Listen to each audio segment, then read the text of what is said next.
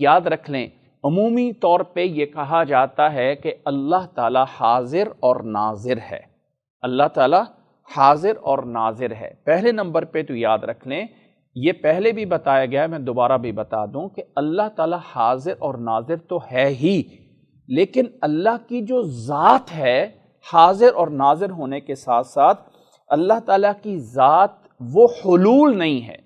حلول کا کیا مطلب ہے کہ ایک عقیدہ ہے حلولیہ، جس کا مطلب یہ ہے کہ جیسے پانی میں نمک حل ہو جاتا ہے، اللہ تعالیٰ کی ذات بھی کائنات میں حل ہوئی ہوئی ہے، مکس ہوئی ہوئی ہے۔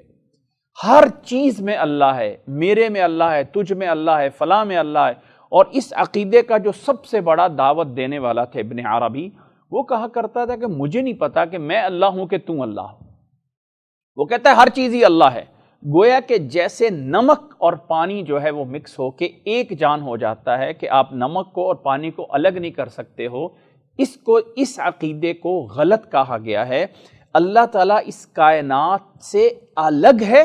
قرآن مجید میں 7 دفعہ یہ آیت آئی ہے کہ الرحمن علی العرش استوى، الرحمن علی العرش استوى، رحمان عرش پہ ہے، رحمان عرش پہ ہے۔ تو اللہ تعالیٰ عرش پہ ہوتے ہوئے وہ کیفیت کیا ہے، وہ انداز کیا ہے، وہ طریقہ کار کیا ہے، وہ اللہ اعلم، لیکن اللہ کی ذات عرش پہ ہے۔ اور عرش کیا ہے؟ آسمانوں سے اوپر ہے، اور آسمان کیا ہے؟ بلندی پہ ہے۔ ہم زمین گھوم کے جیسے بھی ہو جائیں تو اوپر اللہ تعالیٰ کی ذات ہے آسمانوں پہ، اور آسمان جو ہے وہ اوپر ہیں، اور اللہ تعالیٰ جو ہے آسمانوں سے اوپر ہے۔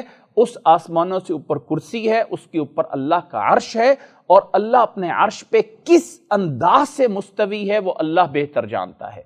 لیکن اللہ کی ذات وہاں ہوتے ہوئے ہر بندے کی شاہ رگ سے بھی زیادہ قریب ہے۔ ایک بات کو سمجھانے کے لیے، صرف یہ تشبیہ نہیں ہے، صرف سمجھانے کے لیے کہ ایک بندہ یہاں پہ بیٹھا ہوا ہے، لیکن اس نے CCTV کیمرے لگائے ہوئے ہیں، اور یہاں سے بیٹھ کے امریکہ دیکھ رہا ہے، دوسرے ملک کو دیکھ رہا ہے وہ یہاں پہ، لیکن اس کی پہنچ کہاں پہ ہو رہی ہے؟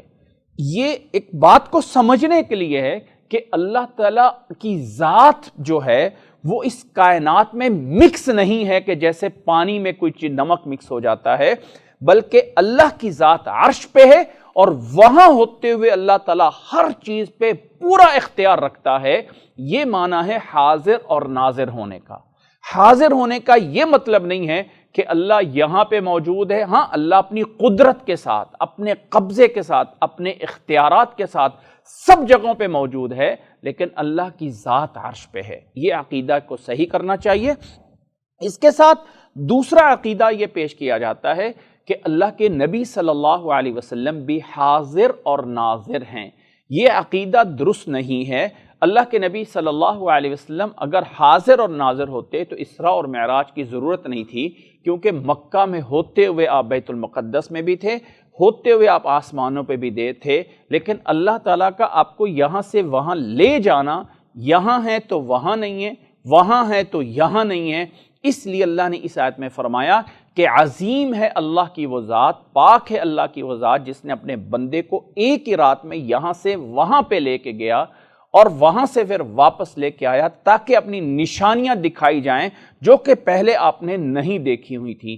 تو اللہ کے نبی صلی اللہ علیہ وسلم اپنے مقام میں، مرتبے میں بہت عظیم ہے۔ آپ صلی اللہ علیہ وسلم فرماتے ہیں انا سید ولد آدم یوم القیامت ولا فخرا، میں بنی آدم کا سردار ہوں گا قیامت والے دن، سب سے بڑا ہوں گا۔ وَأَنَا أَوَّلُ مَنْ أَفْتَحُ بَابِ الْجَنَّةِ، سب سے پہلے میں جنت کا دروازہ کھولوں گا۔ لواء الحمد بیدی، حمد کا جھنڈا میرے میں ہاتھ میں ہوگا۔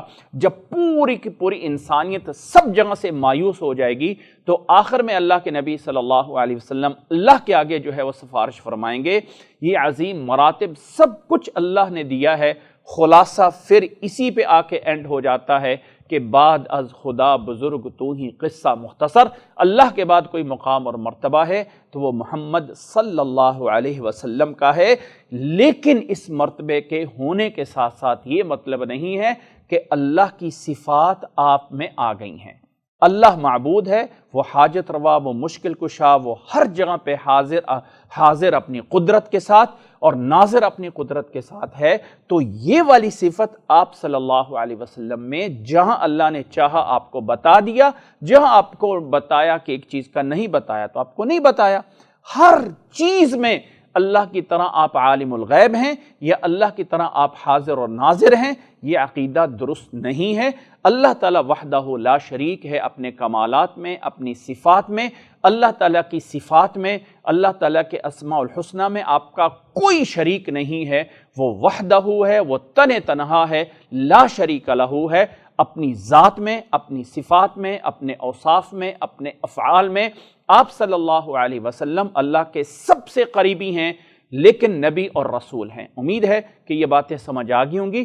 اللہ تعالیٰ حاضر اور ناظر ہے قدرت کے اعتبار سے، اپنی پاور اور طاقت کے لحاظ سے، اپنی ذات اللہ تعالیٰ کی عرش پہ مستوی ہے، اور نبی صلی اللہ علیہ وسلم حاضر یا ناظر نہیں ہیں۔ آپ صلی اللہ علیہ وسلم اللہ کے برگزیدہ پیغمبر ضرور ہیں، لیکن الہ اور معبود نہیں ہیں۔ اللہ ہمیں سمجھنے کی توفیق عطا فرمائے۔